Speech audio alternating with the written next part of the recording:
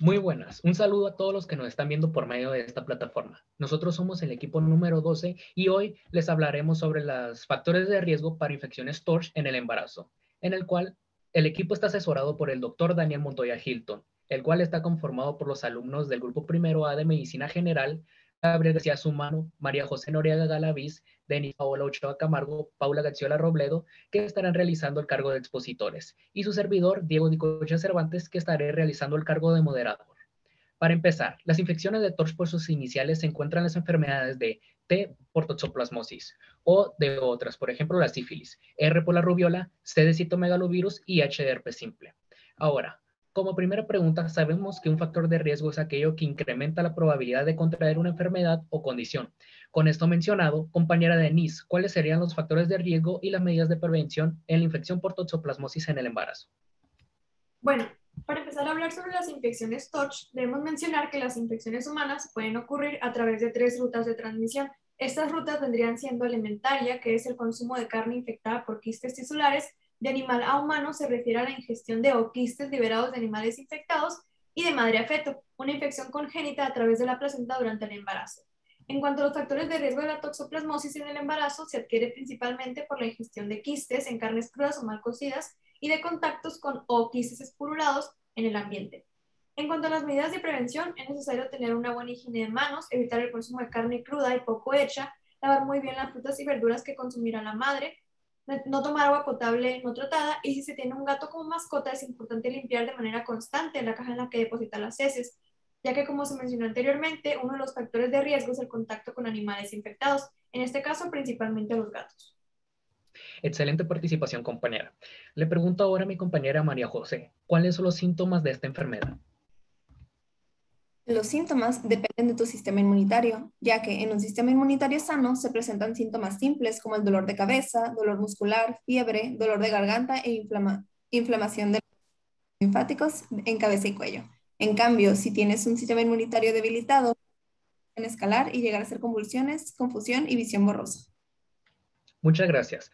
Ahora, en el caso de la sífilis, compañero Gabriel, abro la pregunta para ti. ¿Cuáles son los factores de riesgo en la sífilis? Contestando a tu pregunta, compañero Diego, principalmente esta bacteria está compuesta por 8 a 20 espiras enrolladas, lo que le permite un movimiento rotatorio. También cuenta con proteínas en su membrana externa que le facilitan la adherencia y gracias a ello atraviesan las membranas y la piel intacta. Es muy lábil a las condiciones ambientales y no se transmite por la contaminación de objetos, sino que solo por contacto directo. Y su reservorio es solamente para los humanos. Los principales factores de riesgo es el número de parejas que este individuo posee. También está la falta de control del embarazo, el abuso de otras infecciones de transmisión sexual, que se dedica al comercio sexual y que también presente sospechas de reinfección. Muy bien. ¿Tú mismo podrías hacer mención sobre algunas medidas de prevención? Claro, las medidas de prevención principales es reducir el número de parejas sexuales. Con esto me refiero a no tener más de una pareja sexual. Y en el caso de que se presentara, utilizar métodos de barrera, ir a revisión médicas ante la sospecha de cualquier signo o malestar, más si se trata que esté presente en el embarazo. Muchas gracias, compañero Gabriel. Me gustó mucho tu respuesta, que está muy bien explicada. Ahora, compañera Paula, ¿podría decir los síntomas de esta enfermedad? Los síntomas de esta infección se dividen en tres. La primera etapa consiste en una llaga indolora a los genitales, el recto o la boca. Después de que el dolor inicial se cura, aquí entra la segunda etapa, que se caracteriza por una erupción. Después no hay síntomas hasta la etapa final, que puede ocurrir muchos años después. Esta etapa final puede provocar daños en el cerebro, los nervios, los ojos o el corazón. Gracias, compañera. Ahora, adentrándonos a la rubiola, abro la pregunta en general para los integrantes. ¿Cuáles son los factores de riesgo y medidas de prevención contra la rubiola? Tomando tu pregunta, Diego, se cree que los siguientes factores incrementan el riesgo de desarrollar la infección por rubiola congénita, que sería el primer trimestre de embarazo y la falta de vacunación contra rubiola. Y las medidas de prevención, pues la mejor manera de protegerse contra la rubiola es con la vacuna contra el sarampión, las paperas y la rubiola, para prevenir el síndrome de la rubiola congénita. Todas las mujeres en esta edad de poder tener hijos deberían de vacunarse contra el virus, y los cuidadores de bebés con este síndrome también se deberían de vacunar, debido a que estos bebés podrían transmitir el virus a ellos. Muy bien, compañera. Es importante también mencionar que la rubiola se puede producir por contacto directo o por secreciones nasofaringeas. Con esto mencionado, compañera María José, ¿podría explicar los síntomas de la rubiola? Claro. En sus síntomas están la fiebre leve, dolor de cabeza, goteo, congestión nasal, dolores en las articulaciones y sus síntomas más característicos son la inflamación, enrojecimiento de los ojos, inflamación de los ganglios linfáticos y un sarpullido rosado tenue que puede en la cara. Excelente participación, compañera.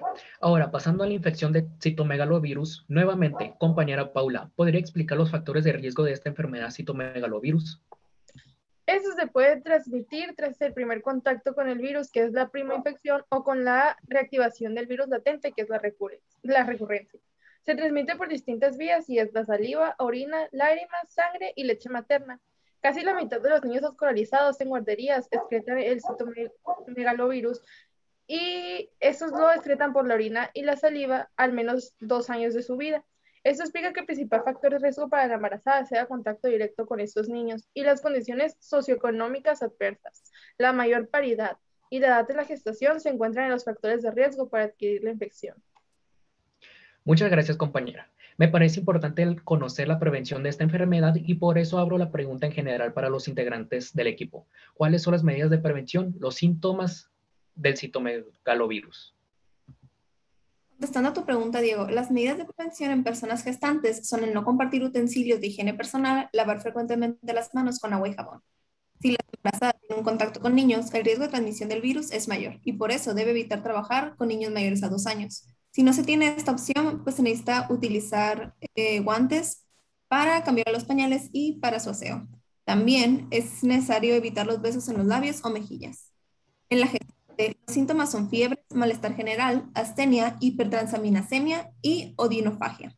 En los síntomas del bebé, al momento de nacer, son convulsiones, sarpullido, tamaño pequeño de la cabeza, problemas en el hígado, vaso y pulmones. Muchas gracias, compañera María José. Ahora, continuando contigo, compañero Gabriel, y adentrándonos a la infección por herpes simple, ¿podría explicar cuáles son los factores de riesgo de esta enfermedad? Sí, claro. El virus de herpes está constituido por una estructura bien definida, con una cadena de ADN redondeada, por una cápside icosaédrica, que esta a su vez se rodea de un tegumento que contiene entre 15 y 20 proteínas y que está en contacto directo con una envuelta que contiene numerosas glicoproteínas. Mencionando esto, ahora los factores de riesgo para la transmisión de estos microorganismos patógenos pueden ser el comienzo precoz de relaciones sexuales, múltiples parejas sexuales y la falta de uso de anticonceptivos de barrera.